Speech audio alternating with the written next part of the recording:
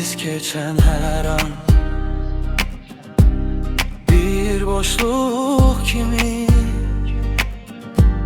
Gülüşün düşür yuhuma, sessizce isti.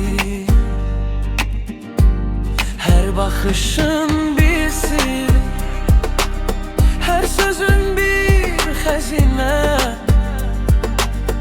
Seninle her dakika hayat mənə zinnet.